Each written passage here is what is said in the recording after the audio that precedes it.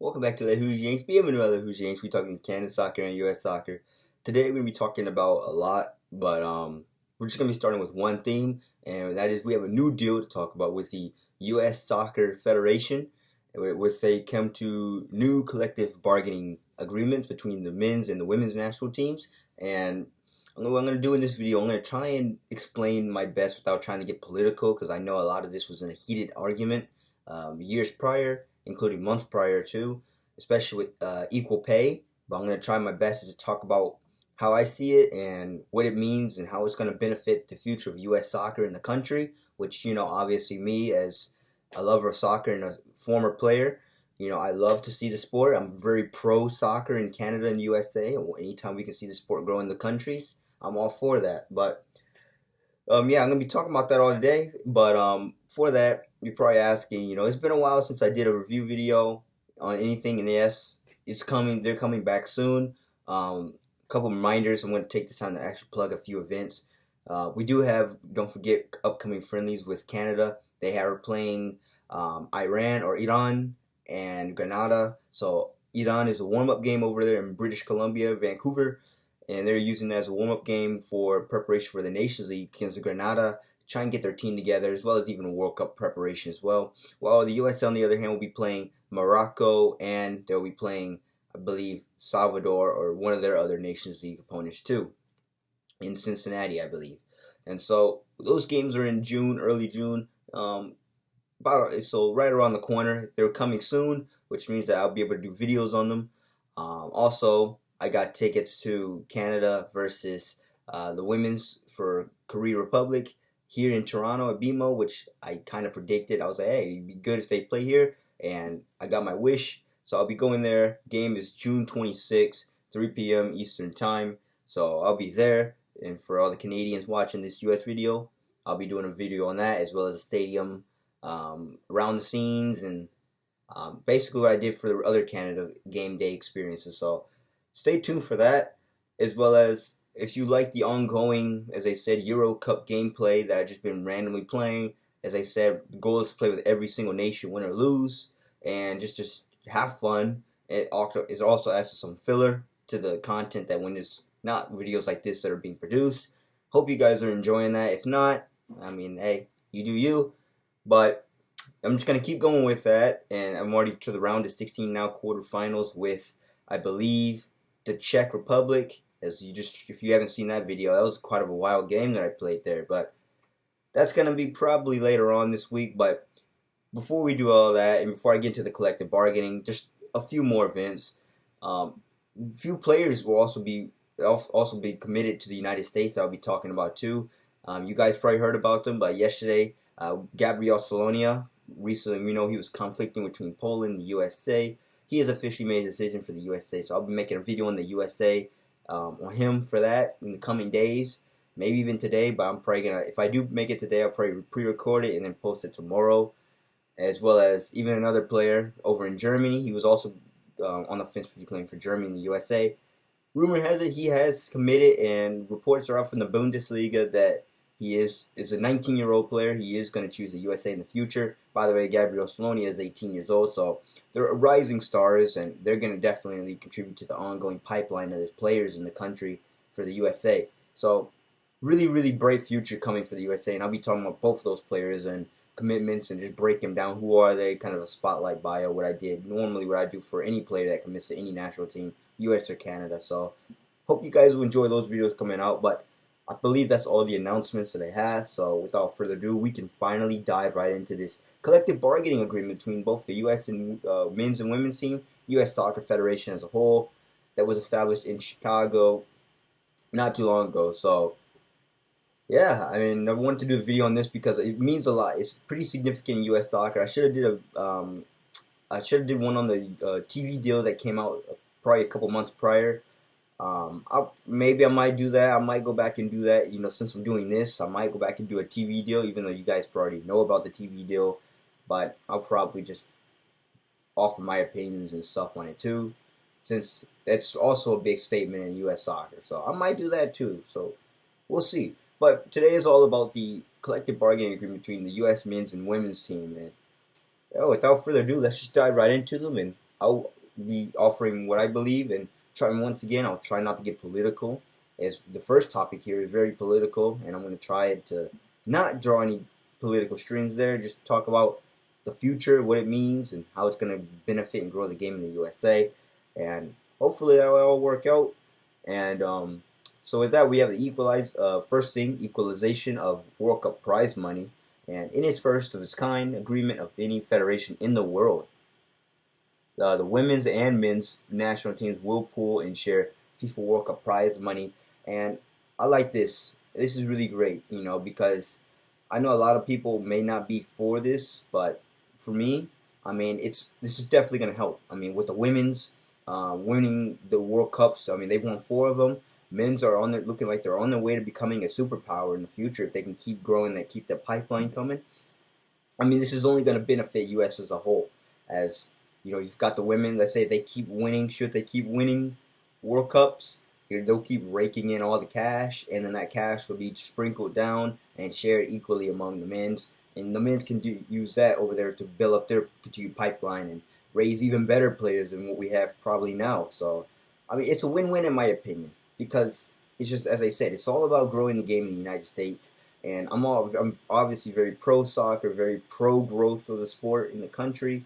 And I would really, really want to see, that's a dream, every soccer player's dream in the USA, every fan as well, is to see the sport become one of the dominant and top 3 sports. It's already become the top 4, as it recently has passed hockey, and is on its way to passing baseball soon. So very well could become top 3 should it's continue growth in the country.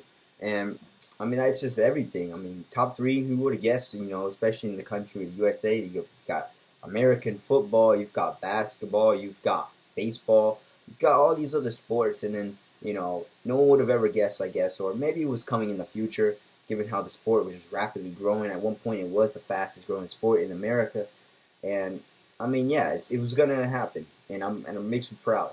It's probably definitely gonna happen here in Canada too, very soon. If the U.S. is growing like that, Canada will probably follow suit, but nonetheless, going back to this equalization of prize money, it's good.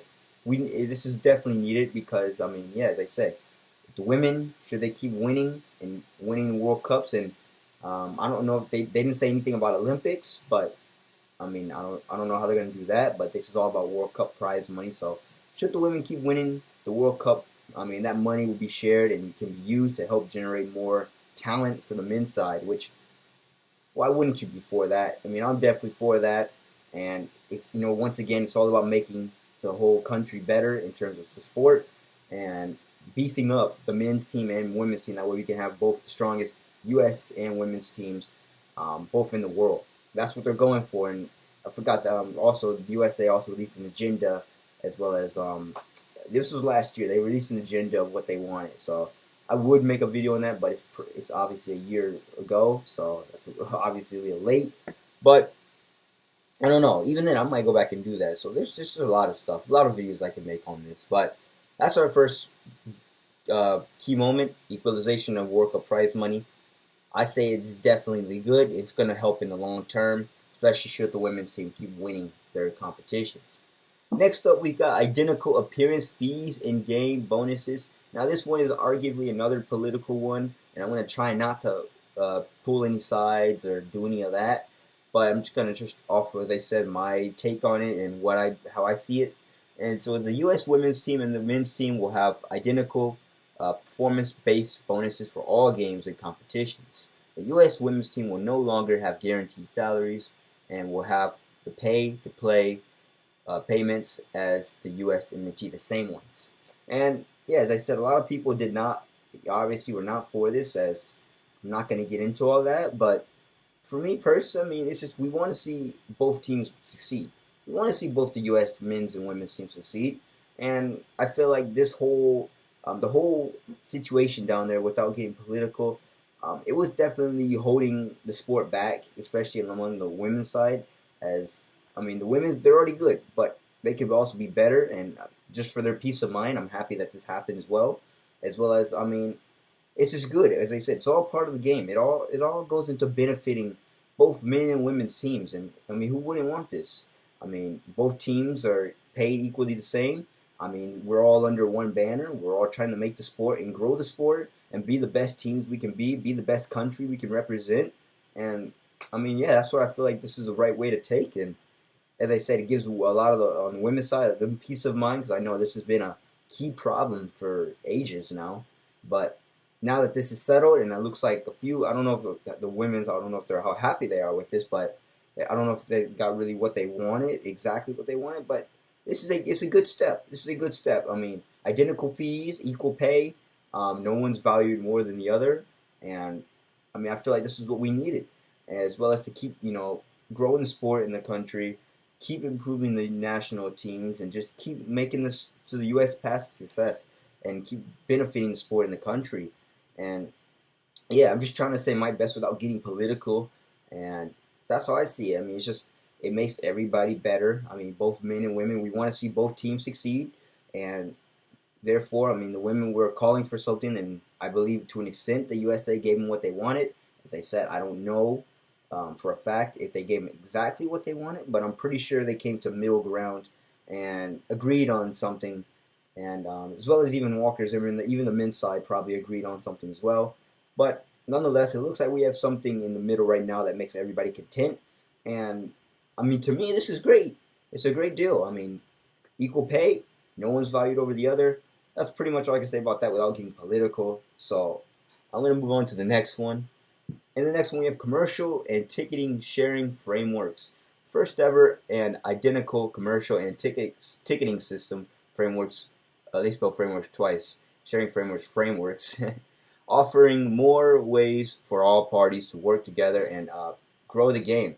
So, yeah, I mean, as we said, commercial and ticketing sales. I don't know what happened to the light there, but yeah, I mean, this is all, once again, growing the game. You want to expand your brand. You want to advertise out there. You want to sell the sport in the country, right? And this is what this is all about. We want to get, more butts in the seats in the stadiums, which, by the way, the USA is opening some awesome soccer-specific stadium, and including a new soccer training pitch, by the way, is another article I can do. So there's arguably 3 articles I just mentioned here that I could probably have a good take on, and it's all good.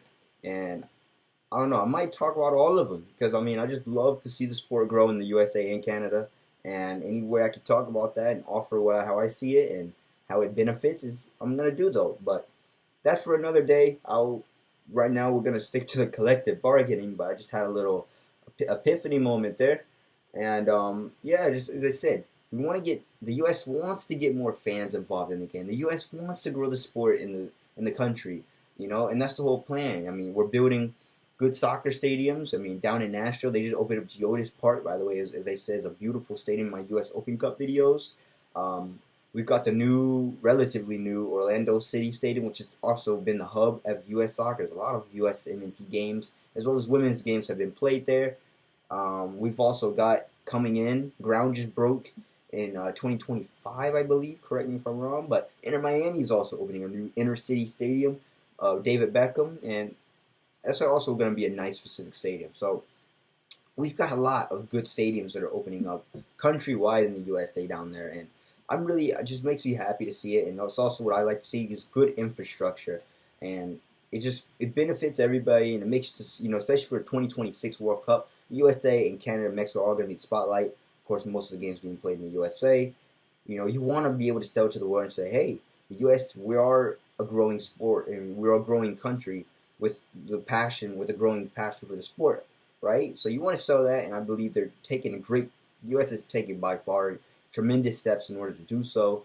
As I said, the domestic league is improving by far. Keep that up. As I said, you want to keep the player pipeline going for the USA. Of course, dual nationals, right now they're relying on that, but eventually domestic talent, it's coming. It's coming. And I believe all this is all going to play a big part in that, and I love it. And of course, with the stadiums, I mean, it's just everything's shaping up to be a bright, bright future for the U.S. men's and women's team, too, for their continued success. So, for me, I mean, yeah, this one to me, this is like you want to be able to advertise and sell the sport more, show the 330 million people and counting, that, hey, we want to become a footballing nation. We want to become a soccer nation. Can you guys please support our national team, especially in the upcoming World Cups, 2022 this year and 2026? So we want to be able to sell the sport and show everyone, hey, if you come out and support us, if you can rally behind both the men's and the women's teams, if we can get more butts in seats, and we can be able to have a good time not only at the game but also enjoy all the talent that's been coming on the rise for this U.S. talent, right? And it plays a significant role, and it's definitely what I want to see is more butts in seats, more attendance numbers, which is coming. I mean, U.S. national teams, I believe more people go to that than obviously MLS, but as I said, it's going in the right step in the right direction, and pretty much all I can say there is they're trying to sell the sport, and you definitely want to, by doing so, this will probably get more butts and seats in stadiums and just attendance numbers up. And I believe the final one is just saying that these deals are ideal through 2028. So these will go past this World Cup cycle and the next World Cup cycle, which is obviously being hosted domestically here, U.S. and Mexico. And these historic dates will cover the next two World Cups, as I said, and Olympic cycles. So keep in mind, this is a chance for the U.S. under 23 especially to redeem themselves in the upcoming Olympics and to keep the players among the highest paid national team players in the world, which that's another thing. I was reading through a lot of this, and a lot of this sounds a lot of groundbreaking material. Highest paid players in the world, first ever world deal. I mean, so I like this. I mean, this is really significant.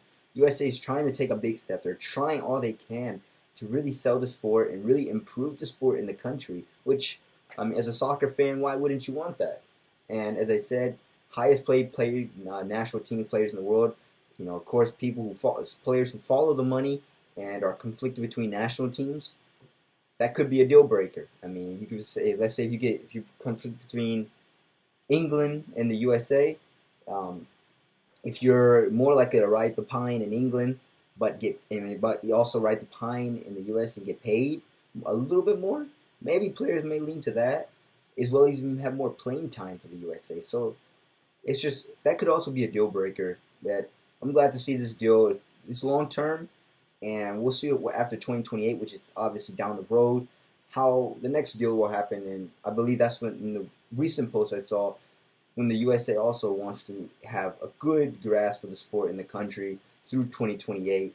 And it just really, really warms my heart, and I love to see it. I love to see some progress in the sport in the USA and Canada as well. And yeah, I mean, I'm just happy that this is happening. And basically summing up the deal, I say it's really good. It's a really darn good deal to start with, and hopefully more improvements will be coming. Obviously, there will be improvements. They're not going to stop there, and it's just gonna be really, really great. And I'm looking forward to see what's going on. So that's my take, basically, without getting political on any of this, and hopefully I didn't get too political if I did, but basically that's how I see the new deals for the U.S. soccer, men and women, and I'm really, really excited to see how it's all going to turn out and just benefit the domestic player pipeline and the future of the national teams. Like, we have new players committing, dual nationals, and it's the USA and Canada too, but the USA is shaping up to be somewhat of a powerhouse in terms of sport in the near future, especially with the domestic talent that's on the rise. So that's pretty much all I can say there. And as I said, I'm really conflicted between going back and doing the two videos on the TV deal that broke, as well as even the U.S. Standards and kind of pledges that they want to have, goals. I'm really conflicted on that, despite how old they are, and everybody already knows about that. But since we talk everything U.S. and Canada soccer, I guess it's never too late to go ahead and talk about that. And it is a significant. If I'm talking about this, might as well go back and do that. So I would decide on that. But for sure, we've got a lot of stuff that we can talk about, as well as stay tuned if you are following the Euro Cup series. Hope you are enjoying that. But if you like this video, make sure you like, subscribe, tell your friends about it. Make sure you hit the bell notification that we know when any video, Euro Cup, any of these review videos are uploaded and posted. And also tell your friends, the U.S.